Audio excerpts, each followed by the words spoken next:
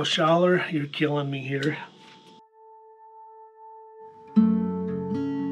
So, man, I don't know what to say. You don't need to say anything. Oh my goodness, that is gorgeous. Oh my goodness, that's amazing!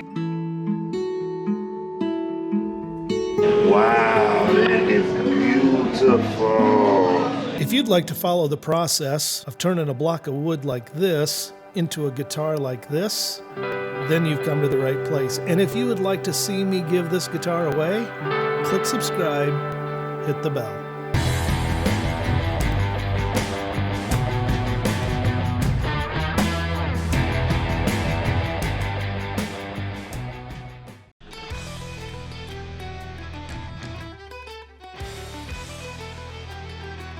So I will wait till I have those tuning machines because I want to make sure I'm absolutely lined up. Today you're going to see the bridge, the Schaller bridge that came back from advanced plating. It's nice and gold now. We're going to take a look at the crazy thing that Schaller did to us with their M6 Minis. I got 3 packages in the mail and we're going to open these up here rather quickly. Got these two, which are Schaller machine heads or tuning machines. And this is the one I want to focus on today because this is the one that I just got back from advanced plating. I haven't opened it up yet, so we're going to take a look at this and compare it to what it looked like before. And that's going to be going on Mr. Smith's guitar. Although Mr. Smith told me that I could quit calling him Mr. Smith and I could call him by his first name, but I was just trying to hide his identity. But I suppose there's enough Kyle Smiths in this world that it might not be obvious. So we're going to put this on Kyle's guitar, assuming that it turned out well. It's a little bit exciting to open this up and see what it looks like.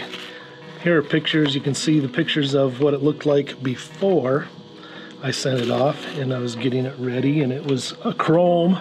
The chrome and the gold, it's the same bridge that Schaller had made, but just different. They also came in black, I think. But here, oh, nice. See, now look at that. I don't want to get my fingerprints on it, so. See, doesn't that just look like new?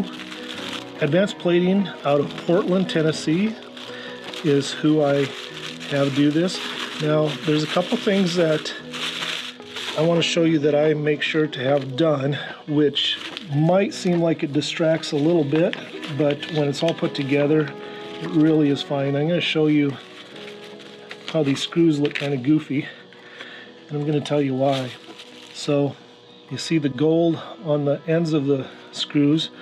I tape off the threads on these. The trouble is, these threads, if they get plated, they don't want to go into these saddles. And so, in fact, it's a little bit tight there, even probably just because of the very edge. No, there, it's just fine. This is the wraparound bar. These are the posts.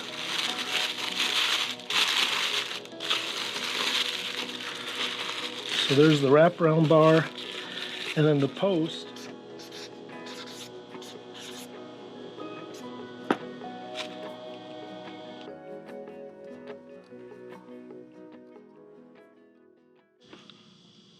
You're killing me, Schaller.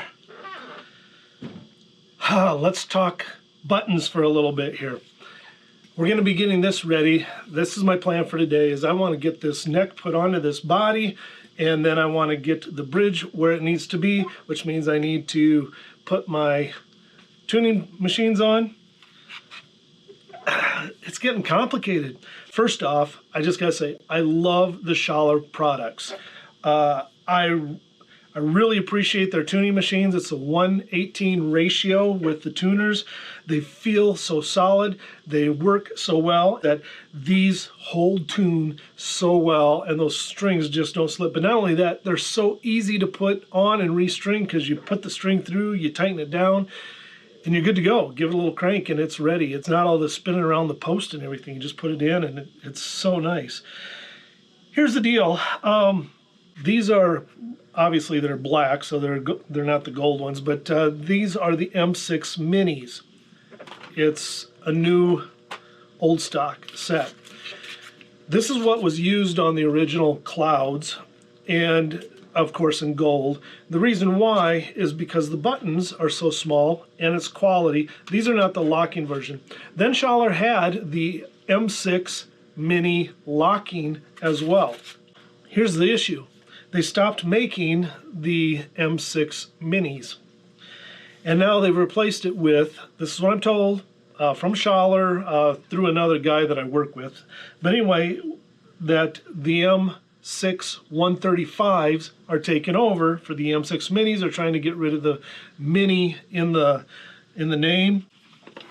They redesigned them slightly, and I ordered them. It says that there are 10 different buttons that you can get for the M6 135, large or small. Problem is, I can't find anywhere on any place that I've ordered them saying the size of the button. And so, what are you supposed to do? These are 3/4 of an inch wide from here to here. These are 7/8. That's 1/8 of an inch wider. And on a headstock that's this small, or like even for a Telecaster, the button size makes a difference. Where I'm going to get today is we're going to put this together. I'm going to get these drilled out. We'll put these on, and I'll see if I've got the space that I need with these buttons. Otherwise, here's my option. I can take the buttons off of this one for now, put on here, and keep looking for some small buttons. But I just want to, I want to get, this guitar needs to get done here in the near future. And so I've got to do some figuring out what to do. This is 3 and 3, 3 right, 3 left. This is a 6 inline left, as you can see. I bought these because these are they're getting to be so hard to find. I figured, you know what? I'm going to buy a set of 6 inline left anyway, because then I'm going to look for a set of 6 inline right, and then I will have 2 sets of 3 plus 3, if that makes sense. Oh, Schaller, you're killing me here. A little bit of a redesign too, by the way, on these buttons, or on the locking. This is a little bit of a wider and more gnarled or whatever, and those are a little bit more small. The actual mechanics of it, I believe, are the same from one to the other, and the size seems to be the same with them both. Fight for joy, guys. Things will go wrong, or not go the way that you hope to, and sometimes things are more difficult than you think. You got to do more than just this, of course, but this will help with the chipping. Because now that I'm getting towards more of the fine tuning work of this guitar, I want to make sure that I protect as much as I can.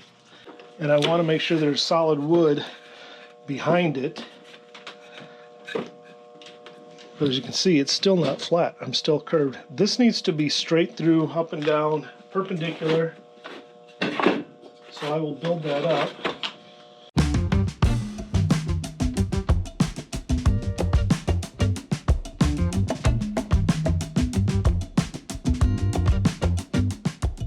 To protect it from breaking on the back, I put the tape on. I have a piece of wood underneath it. Now I will move that piece so that I'm not right over that hole again, because I want it to stay solid. And then when I'm pulling this down, I never force it really hard. I let the drill bit kind of do its digging and not force it so that you don't break through to the other side, unless you are the Doors. Told you, bad jokes. It's my hobby.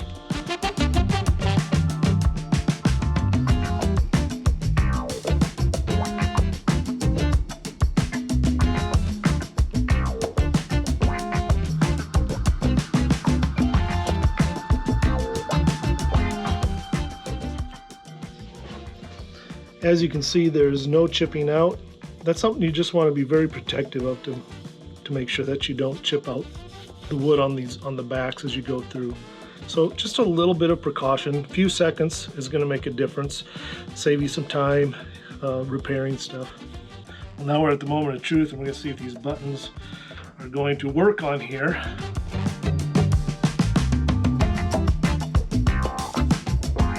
I think we're going to be okay. That's really good to hear, because I did get some M6s one time and I put those on and the buttons actually were bumping into each other. So the 135s are still smaller. These buttons aren't quite as small as the minis were, but maybe you can still get those mini buttons, although I've been looking online to see if I could find those and I couldn't find them either. I'll get these put on. We'll get the neck attached to the body, and then we'll put the bridge on, and I'm going to use this tool that I introduced last week. If you haven't checked out the video where I introduced this last week, go check that one out. It's been just a lifesaver for getting these holes, these post holes put in to the guitar body the right way.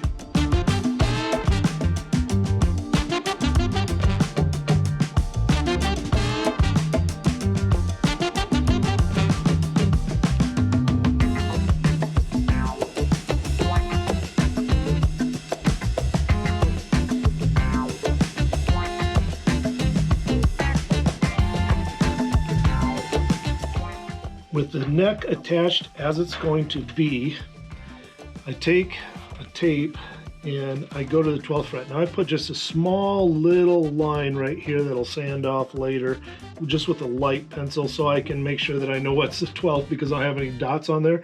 So I just want to make absolute certain. So what I need is the front of where the saddles are going to sit needs to be at 12 3/8, because this is a 24 3/4 inch neck. When you intonate a guitar, you're always going to, I shouldn't say that, you're not always going to come back, but when you're intonating a guitar, you're almost always going to have to bring it longer than to make it shorter. So if you put this so that the front of your saddles is going to be at 12 3/8, and that gives you room to pull back, that's what you're looking to do. And I'll put in a string on both of the E's so that I can make sure that it lines up, and it should be centered on here. I always want to check it with some strings on to see how they line up along the fretboard, because I want this to be as perfect as I possibly can get it.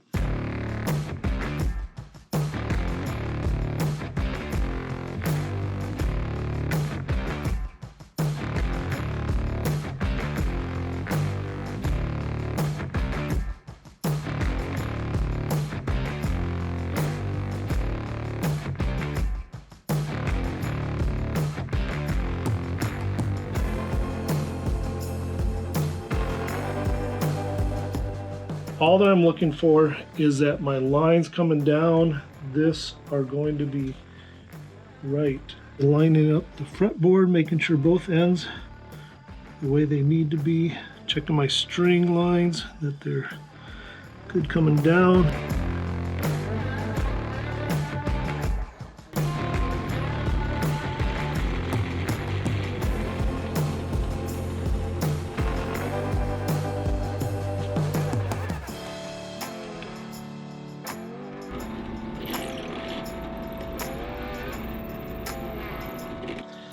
When I did my trial run on the scrap piece of wood last week, and I pounded them in with a hammer and a piece of wood over top of it, some guys pointed out that I really ought to do it this way, which is right.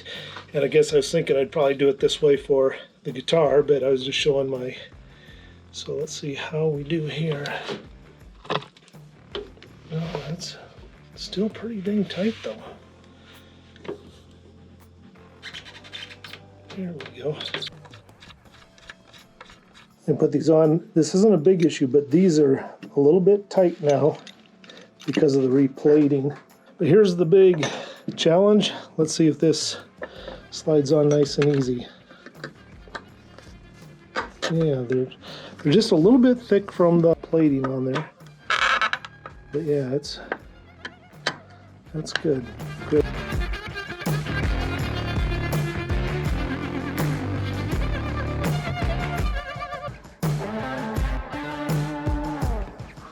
That should be good.